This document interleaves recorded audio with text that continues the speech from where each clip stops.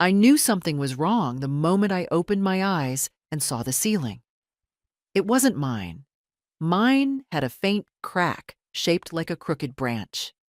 This one was smooth, white, too bright, and the air, cold, sterile, hit me like a question I wasn't ready to answer. I tried to lift my hand, and it trembled as if it didn't belong to me. A monitor beeped somewhere close by. I thought, with terrifying clarity, I'm in a hospital. Why? A nurse in blue scrubs leaned over me, her face soft, professional. Mrs. Eldridge? Can you hear me? I nodded, though my neck felt stiff. You were brought in last night, she said. Loss of consciousness, severe reaction to a sedative mixture. I stared at her, trying to gather the pieces of memory that slipped like soap from wet fingers. Last night? Yes. I remembered the kitchen light, warm and dim. The faint scent of lavender from the candle I'd lit. And Clara, my daughter-in-law, standing by the stove with that polite, tight smile she always wore around me. She'd said, "Mom, you barely sleep these days. Drink this before bed. It'll help." She put the mug in my hands like she was offering comfort, not obligation. I remember the taste, bitter under the honey, a bitterness I didn't question because I was tired, and it was easier to trust than to doubt. Then darkness. Nothing else. The nurse adjusted something near the IV stand. Your labs showed several substances.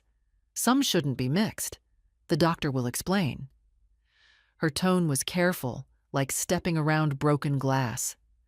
I wanted to tell her this was surely a misunderstanding, that Clara may be impatient, yes, and sharp-tongued when she thinks I don't hear, but she is no monster. She's the mother of my granddaughter, the woman my son loves. And I've lived long enough to know people hurt others more often through carelessness than cruelty.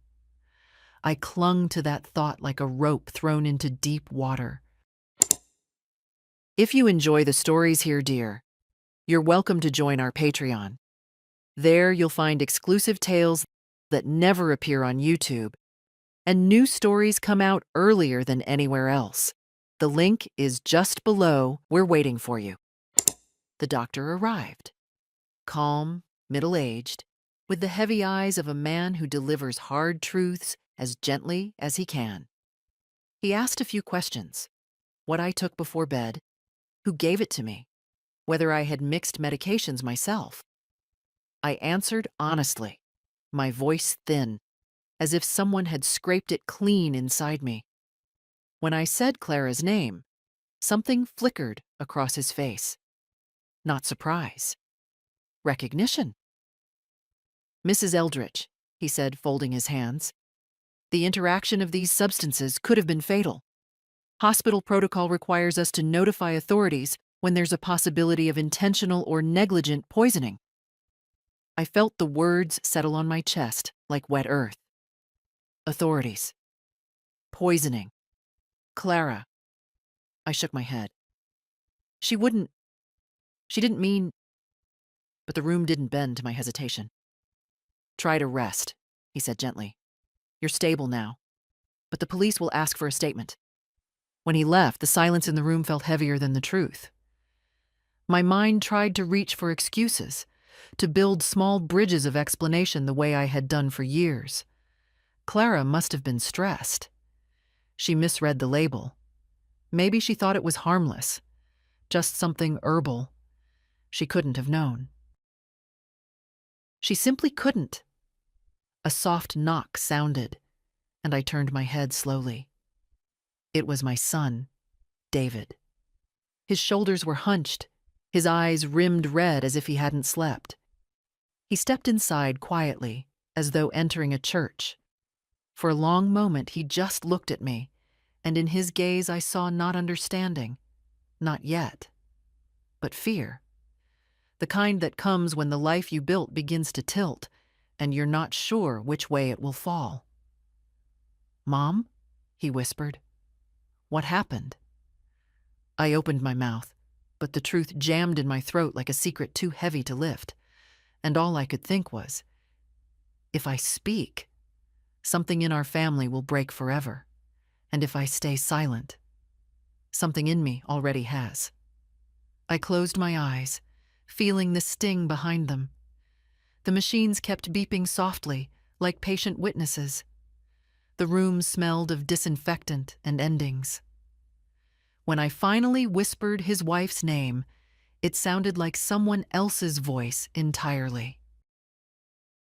I didn't sleep at all that night, though the nurse dimmed the lights and whispered that I should try. My body was exhausted, but my mind kept circling the same thought. What if this wasn't an accident? Every time that idea appeared, I pushed it away like a rude guest knocking at the door.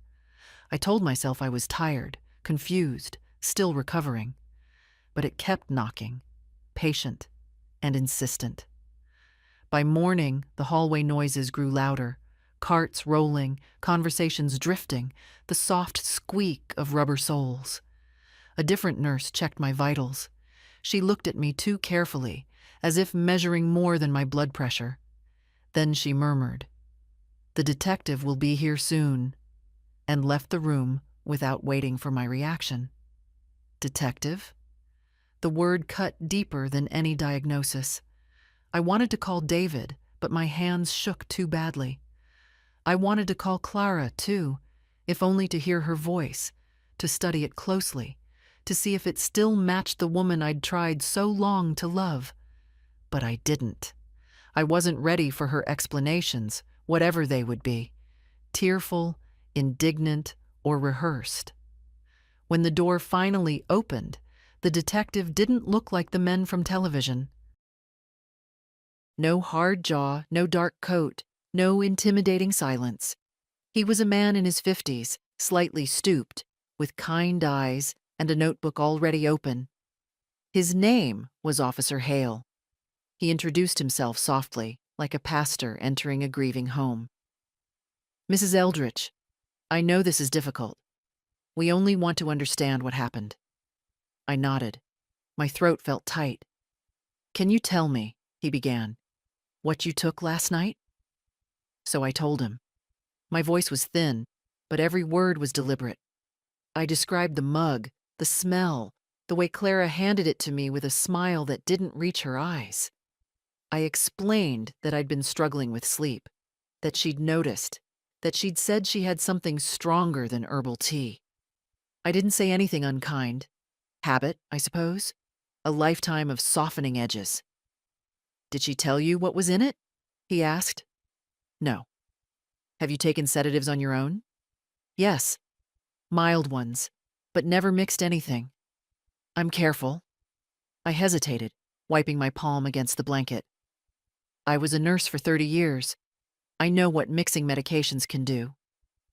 He wrote that down, slowly, as if giving me time.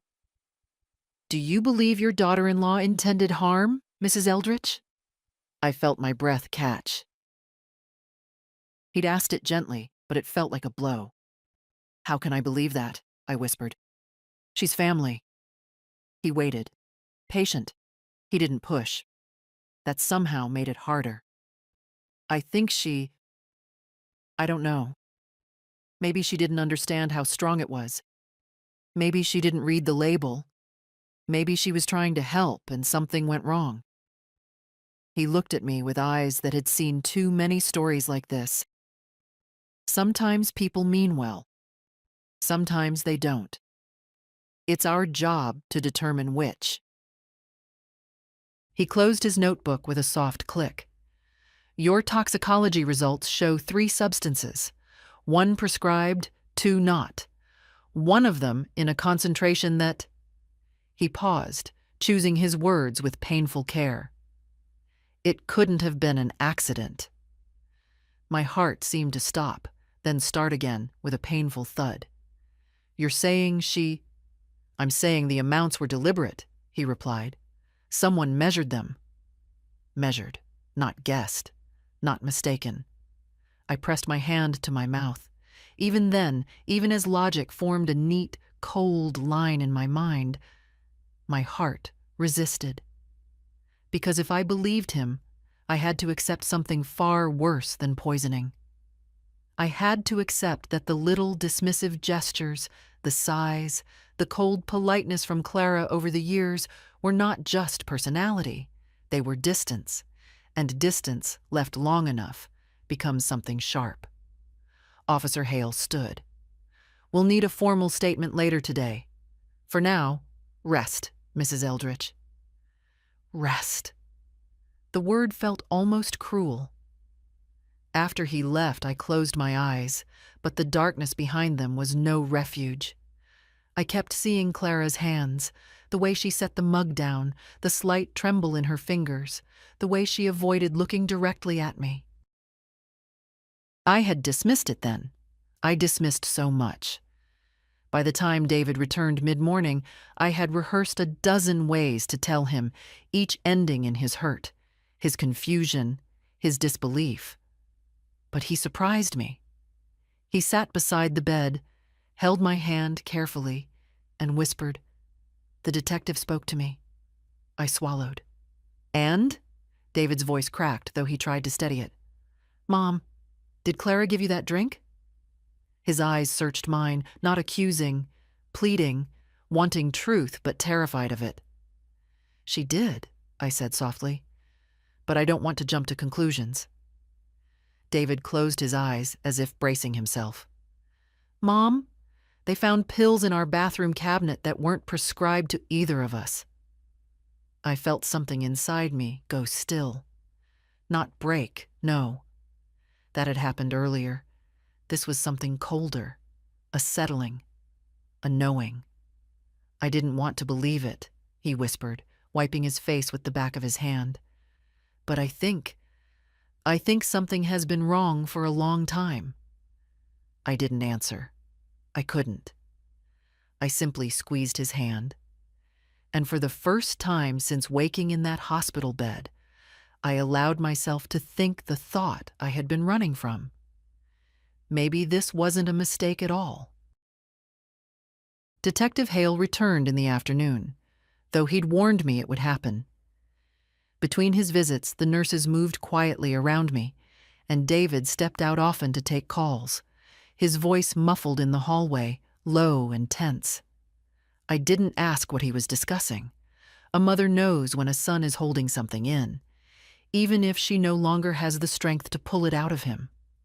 When the detective came in, he didn't sit right away.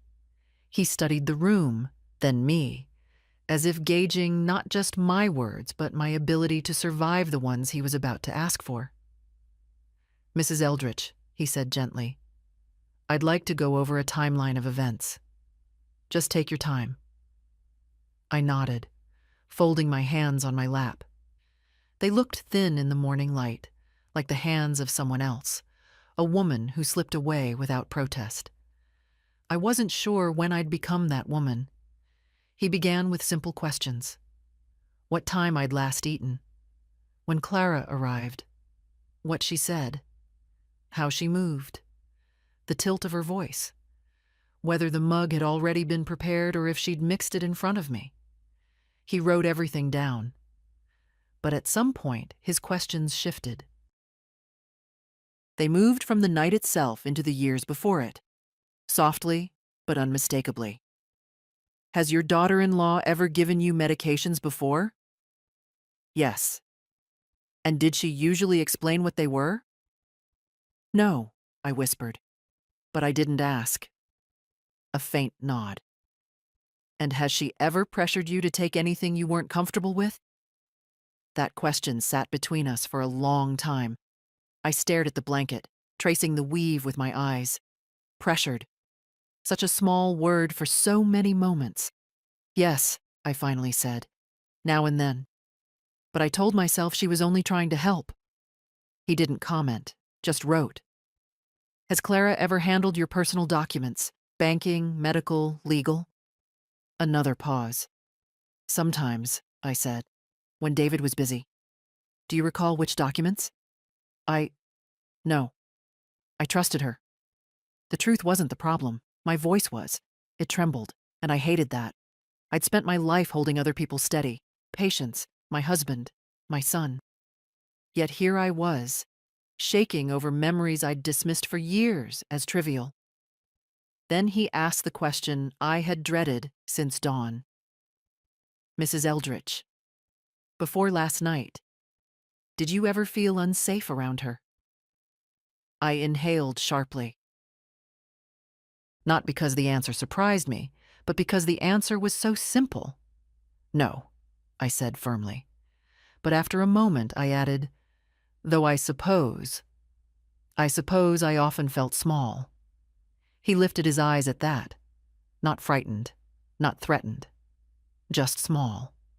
Invisible in my own home, where my mug was moved to a different shelf, my blanket folded a different way, my chair taken by her handbags, her laptop, her presence. Detective Hale closed the notebook. Sometimes harm doesn't begin with fear, Mrs. Eldritch. It begins with erasing someone inch by inch. The words struck deeper than I wanted to admit. I looked away, blinking hard. There was a knock, and a nurse peeked in. Everything all right? Yes, I said quickly. She nodded and left. Hale stood. We'll take your formal statement tomorrow morning. For now, I suggest you speak with your son. He cares for you deeply. I wanted to believe that, without hesitation. I truly did. After he left, David stepped inside as if waiting for permission. He sat by my bed again, and for a while, neither of us spoke. He looked older than he had yesterday. Older, and somehow smaller too. Mom, he said at last, they found something else. I felt the air shift. What is it, David? He rubbed his temple. In the kitchen drawer, there were empty blister packs, not mine, not yours. And Clara's? He swallowed. They're medications she never told me she had. Strong ones. I looked at him, studying his face the way mothers do, reading beyond the words. You think she meant to harm me? He opened his mouth, closed it, then whispered. I don't know what to think. I don't know who she is anymore. A strange ache went through me.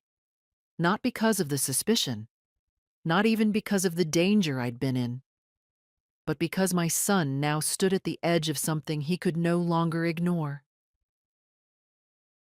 I had lived there for years. I knew that lonely place. David, I said softly, I don't want to tear your family apart. He shook his head, eyes wet. Something was already breaking, Mom. I just didn't see it. The room felt smaller then, as if the past years pressed into the corners and walls, whispering all the things I'd chosen not to disturb. For my son's sake. For the illusion of peace. A nurse came to check my blood pressure. David stepped aside, grateful for the interruption. When she left, he remained standing, staring at the floor. I need to talk to Clara, he murmured. Be careful, I said quietly. He looked up, startled. Perhaps it was the first time he'd ever heard me speak those words about his wife, without excuses or softness. I'll be back soon, he promised. And then he left the room, though part of me feared he was walking into a truth neither of us was ready to fully face. I sat very still, listening to the hallway sounds until they blurred together, the machines humming beside me like old companions.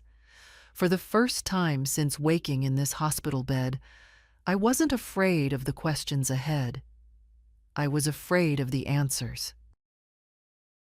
I didn't expect David to return quickly, but the hours stretched much longer than they should have.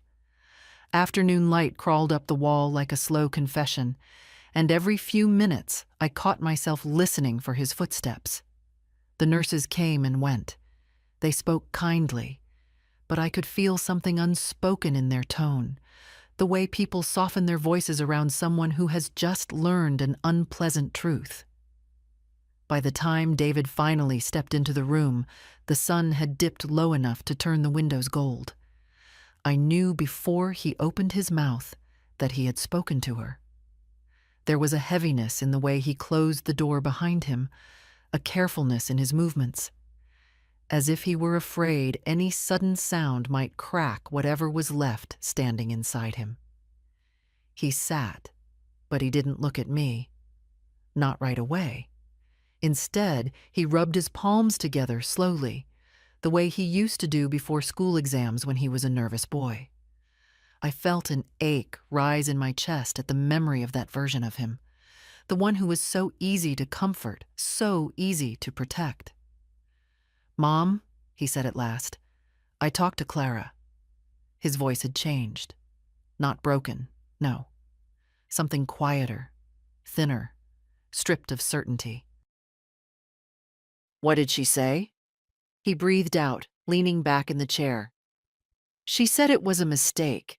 She said she mixed up the bottles. She claims she only wanted to help you sleep." "And do you believe her?" That question sat between us like a heavy object neither of us wanted to touch. David ran a hand over his face. "I don't know." And then, more quietly, "I want to. God, I want to." I nodded. I understood. Wanting to believe someone you love. That was a kind of loyalty women of my generation had been trained to treat as virtue. Yet loyalty can blind more effectively than any poison. "She said the pills weren't hers," he continued. "That maybe you misunderstood the dosage. That maybe you mixed something without realizing." He stopped when he noticed the look on my face. Sharp, despite my trembling. "I spent 30 years in medicine, David," I said softly. "I know what I take, and I know what I don't." He nodded with a short, painful dip of the head. "I told her that, but she just kept insisting, and then she started crying." The corner of his mouth twitched, half pity, half bitterness. "You know how she cries, like the world has wronged her personally." Yes, I knew that tone.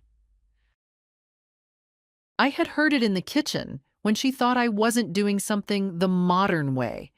I had heard it when she rearranged my cupboards without asking, calling it helping me stay organized. I had heard it when she told David we needed boundaries. That was the year my visits dropped from weekly to monthly, then to occasional holidays, if it suited her mood. "What happened then?" I asked. David's jaw tightened. "She got angry, really angry. Said the police questioning her was humiliating. Said it was unfair that she had to prove innocence for an accident. She said," he hesitated. "Say it," I whispered. "She said you're confused, that you exaggerate, that you're fragile." The word felt like a slap, though David hadn't meant it that way. Fragile.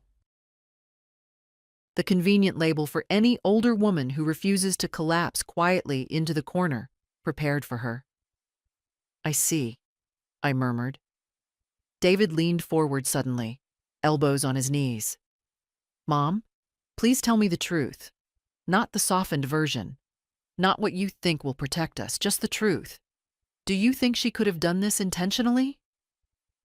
My heart pressed hard against my ribs. I looked at my son. Really looked. And saw in his eyes not just fear, but something rawer. Betrayal. The kind that tears through the careful arrangements of a life and leaves sharp edges lying everywhere. "I think," I said slowly, "that people don't wake up one morning and decide to harm someone they respect." He lifted his eyes to mine, and I watched the meaning settle into him, heavy and undeniable. "She hasn't respected me for a long time," I continued. "We both know that. You've seen it, even if you didn't want to admit it." David dropped his gaze again. "I'm sorry, Mom." "Don't apologize," I said gently. Seeing clearly is painful work. He let out a shaky breath. The police want to question her again tomorrow, separately. They said the toxicology report leaves no room for accidents. I know. He looked up. Are you afraid? I thought about the question. Really thought. The pain, the betrayal, the hospital, the cold edges of truth pressing in. None of it frightened me as much as one simple reality. I'm afraid, I whispered, that once this is over, nothing in our family will ever be the same. David reached for my hand. His grip was warm but unsteady. Maybe it shouldn't be the same. His words surprised me, not because they were harsh, but because they carried a quiet courage I hadn't seen in him for years. For a moment, we simply sat there, hands clasped, the evening light dimming around us. Somewhere outside the room, a machine beeped, steady and indifferent, as if marking time for both of us. Mom, he said softly, I'm going home to check on Lily. I'll be back tomorrow morning. All right. He kissed my forehead, something he hadn't done since he was a teenager, and walked to the door with slow, heavy steps. When he left, I closed my eyes and listened to the silence he left behind. And for the first time, I understood. The truth wasn't breaking our family. It was revealing what had been broken for a long, long time. They discharged me the next morning. David wanted to drive me home, but he had to take Lily to school, and I insisted I could manage a taxi. Part of me wanted a moment alone, a quiet pocket of time before I stepped back into the house that no longer felt like mine.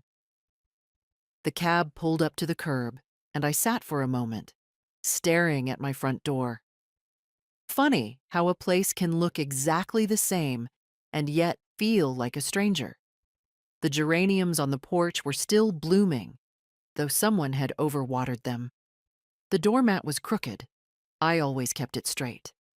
Small details, maybe, but they all whispered the same unsettling truth. Someone had been living in my absence the way they preferred, not the way I had left it. Inside, the air felt different too, colder, as if the house had been holding its breath. My slippers were moved to a different corner. The blanket draped over the couch wasn't folded in my usual way. And on the kitchen counter, next to the fruit bowl, lay a stack of my mail, opened. The sight made something tighten deep inside my ribs. Clara had a habit of tidying what wasn't hers to touch. She called it helping. David called it her way of showing she cares. I had called it nothing at all, because calling it out would have made me look ungrateful. I walked through the rooms slowly, touching the backs of chairs, the edge of the table, grounding myself. When I reached the bedroom, I noticed the nightstand drawer slightly ajar. I never leave it that way. Inside were my medications. The bottles rearranged. One was missing. I stood very still, my hand on the drawer, listening to the quiet hum of the house as if it might offer an explanation. Instead, memories surfaced. Unwelcome, sharp. The time Clara insisted the dose on my heart pills was too strong and moved them to a different shelf. The time she took my insurance papers to put them somewhere safer. The time she told David I was forgetting things, when in truth she simply didn't like being contradicted. I closed the drawer gently. Too gently, perhaps, for what churned inside me. In the kitchen I made tea, though my hands trembled enough that I spilled some water on the counter. The scent of chamomile rose softly, familiar and warm, but I could no longer drink anything without hesitation. I stared at the mug for a long moment before taking the first sip, as if trust itself had become something that required effort. The front door creaked. I turned sharply. It was Lily, my granddaughter, her school bag still on her shoulder, her eyes wide with worry. She rushed to me with a kind of relief children no longer bother hiding once they become adults. "Grandma," she breathed, hugging me tight. "Dad said you were home. I told him I had to see you." I held her close, grateful for her warmth. She smelled like pencil shavings and wintergreen gum, the scent of someone who still lives honestly. "Are you feeling better?" she asked, stepping back to study my face. "I'm all right," I said. "Just tired." Her gaze flicked to my teacup, then back to me. "Grandma, I heard them arguing last night." She hesitated, lowering her voice. "Dad and Mom, he was asking her why she didn't call the ambulance right away. She kept saying she didn't realize it was that serious. But," her voice didn't sound sorry. A thin chill moved through me. "What exactly did she say?" I asked. Lily bit her lip. "She said she thought you'd exaggerated the dizziness before, that maybe you'd imagined it again." Dad got angry, really angry. He said she was twisting things. She paused. "I've never heard him talk to her like that." I set my mug down. "Thank you for telling me, sweetheart." She nodded, her eyes glistening. "Grandma, I don't believe what she's saying. I know you. I've always known." Her quiet certainty steadied something inside me, something long neglected. "Go back to school," I told her gently. "Your dad needs you to be calm right now." She hugged me again before leaving, and when the door closed behind her, the house fell silent. I walked to the window and stood there a long while, looking out at the street I had lived on for more than 40 years. People went about their ordinary lives, unaware of the quiet unraveling happening behind my curtains. Home, I realized, is not just walls and furniture.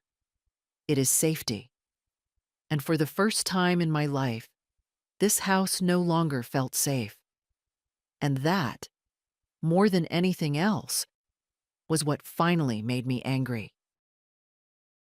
Lily's footsteps had barely faded down the walkway when a heaviness settled over the house, as if her presence had been holding the walls upright. I stood for a while in the quiet kitchen, listening to the drip of the faucet, noticing how the air seemed different, tense, watchful. It was strange how a home could turn into a place of suspicion overnight. Stranger still was how familiar that suspicion felt, as though it had been waiting for years, only now stepping forward into the light. I decided to check the rest of the house, not because I expected to find anything dramatic, but because I needed to reassure myself that whatever had been moved, taken, tampered with, I would see it with clear eyes this time. No more smoothing over discomfort the way I used to smooth wrinkles in a tablecloth. In the hallway closet, my coats were pushed aside to make room for Clara's jackets, all lined up neatly, expensive fabrics brushing against my old wool one. I touched the sleeve of one, surprised by how little it meant to me now. Once, I would have tried to make sense of it. Oh, she probably didn't realize she was crowding my things. But today, I saw it for what it was, a quiet claiming of space that wasn't hers.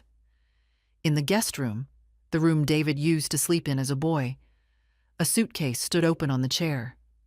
Clara's, clothes still inside. I stared at it, something cold unfurling inside me. Had she planned to stay here while I was in the hospital, or had she stayed last night after the police questioning? I didn't know which answer unsettled me more. When I returned to the living room, I noticed Lily's favorite sweatshirt folded on the armchair. She must have left it here last week. I picked it up, pressing the soft fabric to my chest. and for a moment the room didn't feel so hostile. The doorbell rang. I froze. For a second I thought it was David, but then I heard a hurried knock, the kind that carries more entitlement than worry. I opened the door only a crack. It was Clara. Her hair was pulled back sharply, her coat unbuttoned, her face arranged into an expression I'd come to recognize over the years. Helplessness stretched over irritation. She pushed the door wider and stepped inside before I could invite her. She moved quickly, like someone late for an appointment she never planned to keep. "Thank God you're home," she said breathlessly. "David told me you were discharged, and I thought, well, I'd better come check on you." I looked at her for a long moment. She avoided my eyes. "I'm fine," I said quietly. She nodded too quickly. "Good, good. I was worried. The whole hospital ordeal was terrifying, you know. I told the detective you must have mixed something accidentally. You've been so overwhelmed lately, and—" "Stop," I said gently. She blinked, startled. I had never interrupted her before, not once. I stepped farther into the room, giving her space but not permission to follow. Her eyes scanned the living room, at the mail, at the mug on the table, the way someone surveys damage after a storm. "I know you're upset," she said, softening her voice. "But you have to believe me, Martha. I didn't mean for anything bad to happen. I gave you something mild, just something to help you sleep. You misunderstood the strength. Anyone could have made that mistake." "I didn't misunderstand anything," I said. A flicker, irritation, then calculation, crossed her face before she smoothed it away. "You're confused. The doctor said older adults. That's enough," I said, more firmly this time. The silence that followed stretched long and thin between us. I saw then what I had refused to see for years, the absence of warmth in her expression, the faint contempt hiding behind her politeness, the way she straightened her shoulders as if preparing for a role she no longer believed in. "You opened my mail," I said quietly. "You moved my medications. One bottle is missing." Her lips parted, then closed. Not denial, not immediately, but surprise that I had finally noticed. "I was just trying to help," she said sharply. "Someone has to keep things organized here. You don't always remember." I took a slow breath. "I remember more than you think." Her eyes narrowed. "If you're implying something—" "I'm not implying," I said. "I'm telling you, from now on, you don't touch anything in this house. You don't enter without permission. And you don't give me anything. Not food, not tea, not pills." The silence thickened, heavy as a winter quilt. Clara's face hardened. "David will never take your side." I met her gaze steadily. "He already has." That rattled her. I saw it. The tiny shift in her posture, the faint tremor at the corner of her mouth. She turned away, reached for her coat, then stopped. "You don't know what you're doing," she said in a cold whisper. "You're ruining everything." "No," I said softly. "I'm finally protecting myself." She left without another word, the door slamming hard enough to make the picture frames tremble on the wall. I stood alone in the quiet house, feeling the echo of that slam settle into the floorboards. For the first time, the silence didn't frighten me. It steadied me. It told me I wasn't imagining any of it. And it told me the days of shrinking myself to keep the peace were finally over. By evening, the house felt calmer, though not because anything had truly settled. It was the calm that follows a storm, the kind that allows you to walk through rooms and finally see the damage for what it is. I sat on the sofa with a blanket over my knees, my tea untouched, and listened to the refrigerator humming in the kitchen. Every sound in the house had a sharper edge now, as if the walls themselves were insisting I stay awake, stay alert. When the phone rang, I recognized Detective Hale's number. "Mrs. Eldridge," he said, "I wanted to inform you we've moved to the next stage of the investigation. We'll need access to certain documents, medical and financial, to rule out forged prescriptions or unauthorized purchases." My fingers tightened around the phone. "What documents exactly?" "Any medication logs, prescription receipts, banking statements related to pharmacy transactions, and, if you consent, a review of any power of attorney agreements." Power of attorney. Those 3 words landed with a weight I hadn't expected. There was one. A limited one David and I signed years ago, after my surgery, allowing him to handle urgent paperwork if I were hospitalized. He never abused it. He barely remembered it existed. But I remembered handing the folder to him afterward and watching Clara take it from his hands to file properly. "Detective," I said slowly, "I'll gather what I can. But I won't give access to certain documents without first speaking to my lawyer." "That's entirely within your rights," he replied. And then, more gently, "You're doing the right thing." The right thing.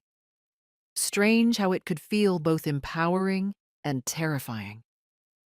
After the call, I sat in silence, my thoughts moving like slow tides. I had always believed asserting oneself was a loud act. Raised voices, slammed doors, ultimatums. Yet here I was, asserting myself simply by choosing caution over blind trust. And it shook me more than any confrontation. I went to the hall closet and pulled down the metal file box where I kept my folders. Medical papers, bank statements, insurance records. Dust coated the lid. I brushed it away with the back of my hand and carried the box to the dining table. The first folder I opened was old, brittle from being handled too many times. Bank statements lay neatly inside, except for one gap. A month missing. I frowned. I rarely misfiled anything. I checked the back. Nothing. A small tremor ran through me. Had Clara taken it? Or had I simply forgotten? No, I would not start doubting myself now. The next folder held pharmacy receipts. Several recent ones were paper-clipped together. But again, one was missing. I remembered it clearly. The last bottle of sleeping tablets I purchased. I specifically remembered because Clara had commented, "You shouldn't be taking those, Martha. Doctors these days overprescribe to older patients." I sat back in the chair, letting the pattern form. Missing documents, moved medications, anxiety disguised as assistance, control disguised as care. I didn't cry. I didn't tremble. Instead, I felt something subtle shift inside me, the quiet reclaiming of a voice that had been ignored for too long. The doorbell startled me. I tensed before forcing myself to breathe. It was David. He stepped in and closed the door behind him with uncharacteristic gentleness. "Mom," he said, taking off his jacket, "you shouldn't be alone right now." I almost smiled. "I've been alone for years, David. Tonight isn't any different." He winced, as if the truth had cut deeper than he expected. Then he noticed the open folders on the table. "You're organizing things?" "Preparing," I said. "The detective needs copies." David pulled out a chair and sat. He didn't touch the papers immediately.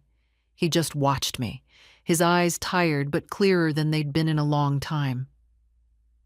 "Mom, did you know Clara tried to tell the detective you might have confused your medications because of your age?" He said it carefully, as if hoping I would say it didn't bother me. But it did. It bothered me deeply. "I'm old," I replied calmly. "I'm not incompetent." He nodded, swallowing hard. I told him the same. For a long moment, we sat together in a silence that didn't ache like before. It felt collaborative, as if for the first time in years, we were looking in the same direction. "David," I said quietly, "I'm not giving full access to anything until my lawyer advises me." He looked surprised, not at the words, but at the steel behind them. "Good," he said. "I think that's smart." He reached for one of the folders, then paused. "Mom, if something is missing, we'll find out. I promise." But I already knew some things had been missing long before today. Like my boundaries, like my place in my own home, like my belief that silence keeps families intact. I closed the file box and rested my hand on top of it, steady and sure. Whatever came next, I would face it with my eyes open. I heard the knock long before it reached the door, sharp, clipped, full of impatience. It wasn't David. It wasn't Lily. I knew exactly who it was, and for a moment I simply stood in the hallway, breathing slowly, letting my heart settle into something steady. I had promised myself I wouldn't shrink anymore, not in my own house. When I finally opened the door, Clara pushed inside without waiting for an invitation. She moved past me with the confidence of someone who believed the space belonged to her more than to me. "Martha, we need to talk." Her voice was tight, trembling, not with fear, but anger. "David says you've been telling the detective I gave you something dangerous. That's ridiculous." "I told him the truth," I said quietly. She spun toward me, eyes sharp. "Your truth," she snapped, "which is distorted lately. You forget things. You misinterpret things. You take comments personally and twist them." Ah, there it was. The script she had prepared. The one she had rehearsed so long, it came out smooth as silk. "I forget nothing," I replied. She let out a short, bitter laugh. "You forgot where your savings book was last month." "Yes," I said. "Because you moved it." Her face paled, then flushed dark. She hadn't expected me to answer directly. "I was helping," she insisted, lifting her chin.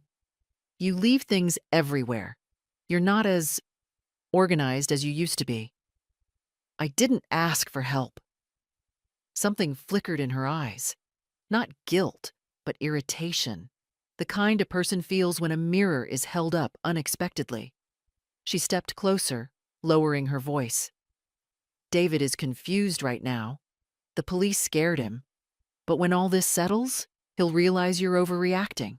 He always does." I felt a strange calm settle over me, like a warm blanket laid gently across my shoulders. "No," I said. "He won't." She blinked. Her smile thinned. "You think you suddenly turned him against me?" "I didn't turn him," I answered. "You did." She opened her mouth to argue, but I continued, my voice steady. "You rearranged my medications. You opened my mail. You insisted on handling my insurance forms, and when I ended up unconscious, you didn't call the ambulance right away." I paused. "Lily heard you argue with David. She heard what you told him." A crack formed in her expression, the first honest one I had seen in years.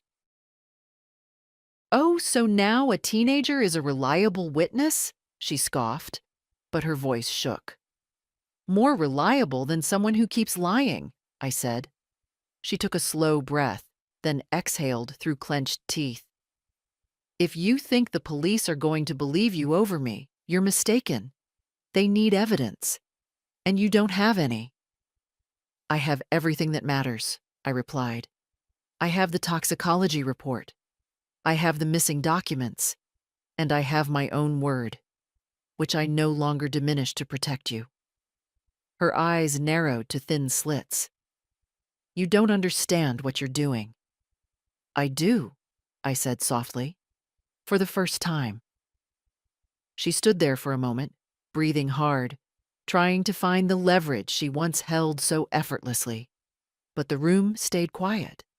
The house, my house, no longer bent itself around her. Finally, she snatched her coat from the armchair. "This isn't over," she said. "I know," I replied. "But the part where I stay silent is—" She left without another word, the door swinging shut behind her with a hollow thud. And though the house was silent again, for the first time, it felt like it was on my side. The next morning began with a phone call that made my hand tighten around the receiver. Detective Hale's tone was calm, but there was something heavier underneath it. The weight of confirmation, not possibility. "Mrs. Eldridge," he said, "the toxicology report is finalized. The levels of zolpidem in your blood were over 5 times the therapeutic dose, combined with the antihistamine and the opioid traces. It created a dangerous respiratory suppression." I closed my eyes. "Meaning?" "Meaning this wasn't an accidental combination," he replied. "Someone prepared the mixture." Prepared, not guessed, not improvised. Prepared. A strange stillness spread through me, not fear, not yet, but something colder, deeper, like the way a body reacts before stepping into freezing water. I held the phone a moment longer, listening to the quiet hum on the other end. "We'll be questioning Clara again today," Hale continued. "Separately from your son." "I see. You should stay home and keep your door locked." "I will." After I hung up, I sat at the kitchen table and stared at the steam rising from my tea. I could still feel the faint outline of Clara's last words in the air. "This isn't over." She had said it like a promise, not a threat. But Hale's tone told me it was both. David arrived around mid-morning, his face pale from too little sleep. He sat down heavily across from me. "They took her in for questioning," he said quietly. "She wasn't happy." "I imagine not." He rubbed his temples. "Mom? They showed her the report. She kept insisting she thought it was herbal, but she couldn't explain where the other medications came from." I watched him closely. "And you?" He hesitated. I asked her directly, "Did you give my mother something you shouldn't have?" She wouldn't answer. She just kept crying, saying we were all turning against her. "And what did you feel?" I asked. He leaned back in the chair, looking older than I'd ever seen him. Like I didn't recognize her, and like somehow I didn't recognize myself either. I reached for his hand. His fingers curled weakly around mine, a gesture that felt like he was trying to hold on to something solid while the rest of his life tilted dangerously. "She said you've been paranoid lately," he murmured. "That you imagine things, that you misremember. But Mom," the more she talked, the less it sounded like she was defending herself. It sounded like she was rewriting you. Rewriting me. Yes. She had been doing that for years. I just hadn't named it. "What happens now?" David asked. "The investigation continues," I said. "And we let it." He nodded numbly. He stayed for a while longer, walking through rooms as if seeing them for the first time, noticing details he had once dismissed. The opened mail, the moved medications, the misplaced papers. When he finally left for the station, I stood by the window, watching his car disappear down the street. And that was when I saw it. A familiar figure across the road, half hidden behind the Hendersons' maple tree. Clara. She wasn't looking at the house directly, but her posture was strained, her arms folded, her face tight with something that wasn't sorrow or fear, but fury. A cold, watchful fury. The moment she realized I'd seen her, she turned abruptly and walked down the sidewalk, her steps fast, almost frantic. A tremor rolled through me, but it wasn't weakness. It was clarity. This woman had not expected resistance. She had not expected questions. She had not expected me to wake up. But I had. I closed the curtains slowly, my hand steady, my breath even. The investigation had begun officially today, but for me, the reckoning had begun the moment I opened my eyes in that hospital bed and finally understood. Someone in my family wanted me quiet, and I had no intention of being quiet anymore. The house was quiet after David left, but it wasn't the comforting quiet of mornings past. It was the kind that made memory louder, the kind that brought back versions of myself I hadn't allowed to surface in years.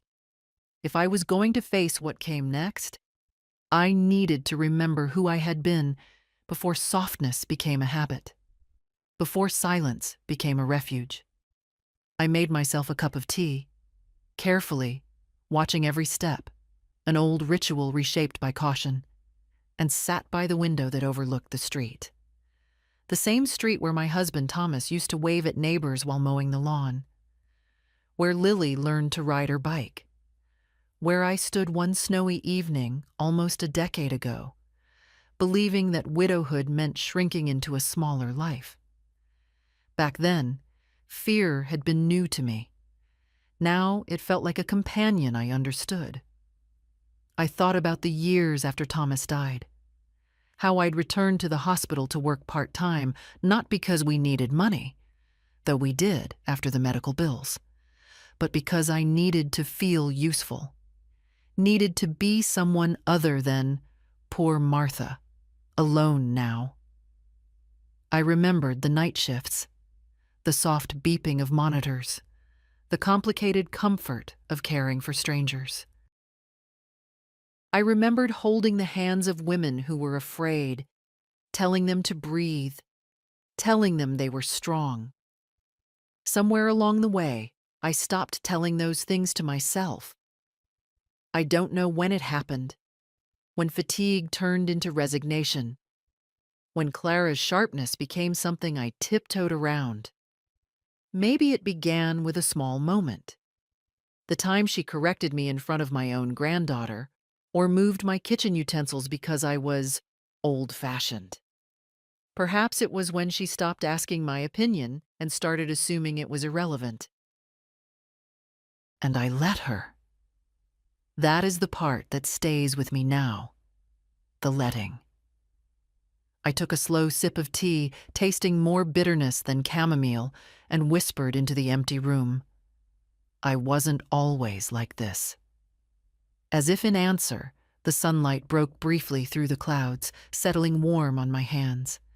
I studied the lines along my knuckles, thin, delicate, reminders of decades spent caring for others.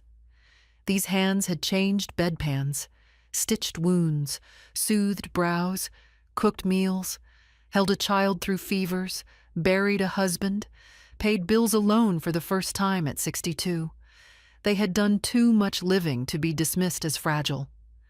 A knock on the door startled me. My pulse quickened until I recognized the voice on the other side. My neighbor, Mrs. Landon, a widow my age with a soft step and sharper instincts than people gave her credit for. When I opened the door, she looked me over in one sweep. "Saw your son's car here earlier," she said. "You all right, dear?" No one had asked me that without motive in a long time. "I'm fine," I said, then corrected myself. "I will be." She reached out, patting my arm with a gentle firmness. "If you need anything, anything at all, I'm next door. And I don't mind minding someone's business when it's for a good cause." I managed a small smile. "Thank you." After she left, I closed the door slowly, touched by the simple kindness, but also reminded of something I had forgotten. I was not built to be powerless. I had walked through far darker moments and found my way back. And as I stood there, listening to the steady rhythm of my own breath, a new thought settled in my chest. Steady, unshakable. Maybe this ordeal wasn't just about what Clara had done. Maybe it was also about what I was finally willing to stop enduring. I walked back to the table, where the folders lay neatly stacked, and placed my hand atop them. Whatever strength I once had wasn't gone. It had simply been waiting. David returned in the late afternoon, looking as though the weight of 2 households had settled on his shoulders. His eyes were red, but not from crying, from exhaustion, from thinking too hard, from the kind of strain a man feels when he realizes he has been standing on a fault line without knowing it. He sat down across from me at the dining table, where the folders still lay like silent witnesses. He didn't reach for them this time. He just rested his elbows on his knees and held his head in his hands. "They questioned her again," he said finally. "She kept changing details. First, she said she never saw your pills. Then she said she reorganized them for you. Then she said she mixed the drink but only used a harmless sleep aid. The detective told me the dosages were precise. Too precise." He lifted his face, and there was something broken in his expression. Not shattered, but cracked open in a way that could no longer be ignored. "Mom, I don't know who to believe," he whispered. "I don't know how I missed all of this." I took a slow breath. Sometimes love makes us blind, David. Sometimes fear does. He shook his head. "Fear of what?" "Fear of admitting that someone you share a life with is capable of harm. Fear of seeing patterns you've been avoiding." I touched his hand gently. "Fear of losing the family you thought you had." He looked at me then, really looked, and I saw the truth settle into him with a heaviness that was almost visible. "I kept defending her," he said quietly. "Every time you said she'd snapped at you, I said she was stressed. Every time you looked hurt, I told you that you misunderstood. I didn't want to see what she was doing." He swallowed. "To you, to me. You were trying to keep your family together," I told him softly. "That's not a sin." "But it wasn't together," he said. "It was balanced on a lie." He leaned back in the chair, staring at the ceiling. The detective asked me if there were any signs of controlling behavior. I didn't know what to say. But then I remembered how she hid our financial documents from me last year. How she told me you were too forgetful to handle your own mail. How she insisted on managing Lily's school calls because she thought I was too disorganized. He paused. "I didn't see it as control.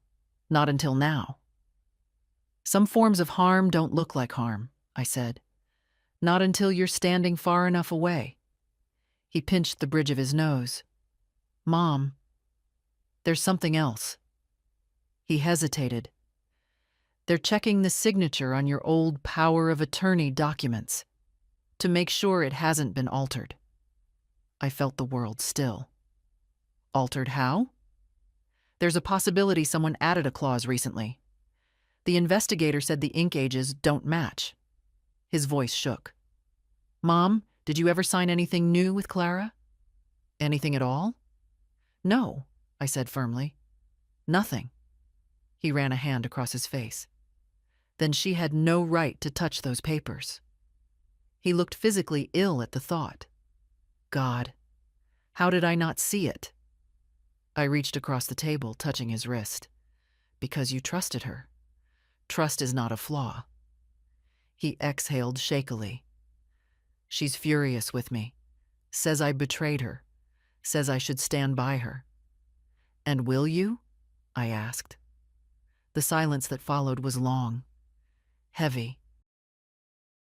When he finally spoke, it was with a voice stripped to its truth. I can't stand by someone who endangered you, Mom. I can't stand by someone who lies every time the truth would cost her. A small, fragile relief bloomed somewhere deep inside me. Not joy, not triumph, nothing so loud. Just a quiet exhale after years of holding my breath.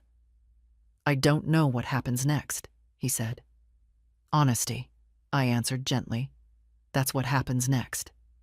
He nodded slowly, as if the word itself gave him something to hold on to. For the first time, I saw not just my son sitting across from me, but a man choosing the truth even when it tore through everything he loved. And somehow, that felt like the beginning of something we both had needed for a very long time. The next 2 days unfolded with a tension that clung to the air like humidity before a storm. I moved through the house quietly, aware of each sound, each shift of floorboard, each passing car outside. It wasn't fear. Fear has a wildness to it, a sharp edge. This was something steadier, heavier. A readiness, perhaps.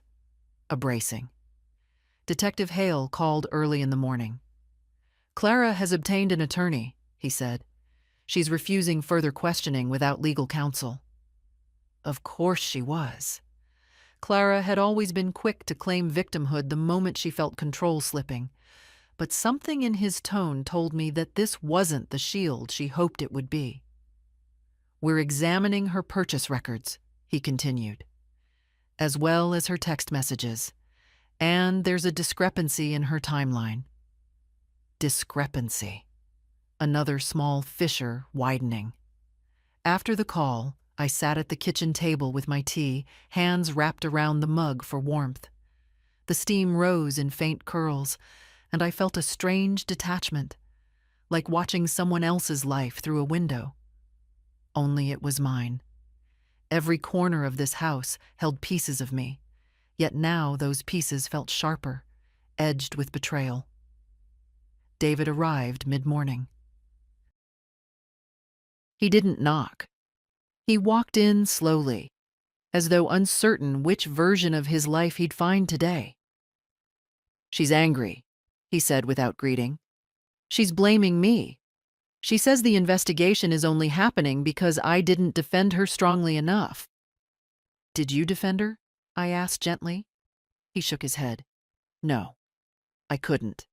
And she knows it." He took a seat across from me, rubbing his eyes.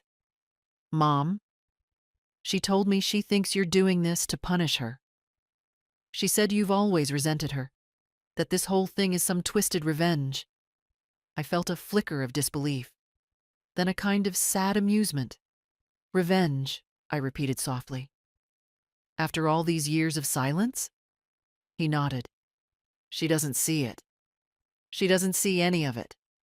That, perhaps, was the truth that hurt him most.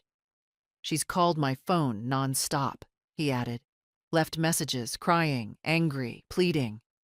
He exhaled. "But none of it sounds like innocence. It sounds like desperation." We sat in silence for a moment. Then David said, "The detective thinks she changed something in the trust documents. He's pretty sure the signature was altered. I told them to check everything." A coldness spread through my chest. Not fear, but recognition. I had always felt an unease around those papers, a slight tug in my memory whenever Clara insisted on organizing them. "Mom," David said, voice barely above a whisper, "the lawyer called me. He said any signature tampering could lead to criminal charges, real ones." I looked at my son carefully. He wasn't asking permission. He wasn't asking me to protect her. He was telling me what he already understood. The woman he married had crossed a line that could not be undone. "What will you do?" I asked. He swallowed. "I told her she needs to stay somewhere else tonight. She refused at first, said this is her home, but I insisted." "And Lily?" "She's staying with a friend until things settle." His voice grew tight. "She's scared, Mom. She doesn't say it, but I see it." I reached across the table and touched his hand. He held mine tightly, like a man reaching for solid ground in a shifting world. "You're doing the right thing," I whispered. He nodded, eyes glistening, not with sorrow, but with something that looked painfully close to resolve. "There's more," he said. "The investigator found internet searches on Clara's tablet, about sedatives, about ratios, about interactions." The words hung in the air, dense and heavy. "David," I said softly, "I'm so sorry." He shook his head. "Don't be. I'd rather face the truth now than continue living in the dark." He stood slowly, as though his body carried twice its weight. "I'll be at the station if you need me," he said. "They may ask for updated statements." When he left, the door clicked shut behind him with a softness that felt like grief. I finished my tea, the last sip gone lukewarm, and set the cup down carefully. Clara had begun to realize this wasn't a misunderstanding she could cry her way out of, and I had begun to realize that survival sometimes looks like telling the truth after a lifetime of whispering it only to yourself. I didn't sleep that night, not out of fear, but because for the first time in years, my mind was fully awake, clear, steady. I sat at the dining table long after midnight, the lamp casting a soft circle of light over the folders I had gathered. It felt almost ceremonial, like laying out the pieces of a life before deciding how to protect it. By morning, I had made my decision. I called a lawyer, not the one David and I had used after my surgery. A new one, recommended by Mrs. Landon's nephew, a woman named Evelyn Carlyle, known in town for her quiet competence and her unwillingness to be intimidated. When she arrived that afternoon, she carried a simple leather briefcase and the calm authority of someone who had rebuilt many lives from worse ruins than mine. "Mrs. Eldridge," she said warmly, "I've read the preliminary notes from the detective. You're doing the right thing meeting with me now." I offered her tea, but she shook her head politely. "Let's begin with your documents." We sat at the table and I pushed the file box toward her. It felt strangely like offering a part of myself. She began sorting through the papers with a precision that impressed me. Every missing receipt, every irregular gap, every bank statement with an unexplained withdrawal, she noted them all without judgment. Then she reached the folder containing the old power of attorney form. "Martha," she said, her voice measured, "did you sign this version?" "I signed a version," I admitted. "Not this one. The signatures match your handwriting," she said, "but the pressure, the ink flow, the stroke order, they suggest tracing." She paused. "This clause here, the one granting access to financial accounts, was not part of the original form." A coldness settled along my spine, though I had expected this. "So she took it," I said quietly, "and altered it." Evelyn nodded once. "Yes, and that is a criminal offense. But more importantly, it means we need to secure everything now, legally, formally, without delay." She opened her briefcase and removed several documents. "This," she explained, sliding the first paper toward me, "revokes all previous powers of attorney, effective immediately." The next paper, "This creates a new medical directive, one that no one can manipulate." Another, "A revocable living trust. We transfer ownership of the house and your accounts into it. You retain full control. No one can access anything without your explicit consent." I traced the edges of the papers lightly with my fingertips. "And Lily?" I asked. "I'd like her to receive what I leave behind." Evelyn smiled gently. "We'll name her as beneficiary. Clearly, formally. and irrevocably. For the first time since this ordeal began, I felt something inside me loosen, not weakness, but release. A letting go of all the quiet compromises I had made for years, all the silent endurance. Evelyn placed a pen beside me. "Whenever you're ready." I signed each page carefully, my hand steady, my breath even. With every signature, I could almost feel a faint lifting in my chest, an undoing of a long, invisible weight. When the final document was signed, Evelyn gathered the papers neatly. "You've taken back control of your life," she said gently. "That isn't easy at your age, but it's powerful." I nodded. "I should have done it sooner." She held my gaze. "You did it now. That's what matters." After she left, I remained at the table, staring at the empty space where the folders had sat. The house felt different, not safer yet, but reclaimed, as though my name had been rewritten into its foundation after fading for too long.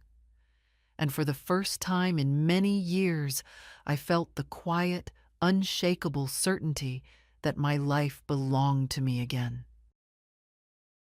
The house felt different after Evelyn left. Not lighter, not exactly, but aligned. As if the walls themselves had shifted slightly, recognizing me again.